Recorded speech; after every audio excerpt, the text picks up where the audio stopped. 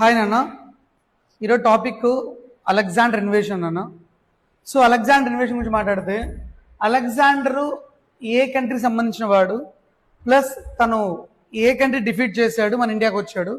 Exams ఎక్కువగా మన ఇండియాకి వచ్చాడు అంటే ఇక్కడి నుంచి అడుగుతుంటాడు అంటే ఎగ్జామ్స్కి, ఇండియన్ ఎగ్జామ్స్కి ఇక్కడి నుంచే. బట్ మనం మొత్తం తెలుసుకోవాలి. నథింగ్ బట్ అలెగ్జాండర్ తను మెర్సిడోనియా అనే ఒక కింగ్డమ్కి ఒక రాజు. His father is Philip II. So ఇతని బర్త్ 356 BC జరిగింది. సో ఇతని కింగ్ వచ్చేసి 336 BCలో కింగ్ అయ్యాడు. సో ఆఫ్టర్ 2 years ఈ ఇన్వేడెడ్ పర్షియా.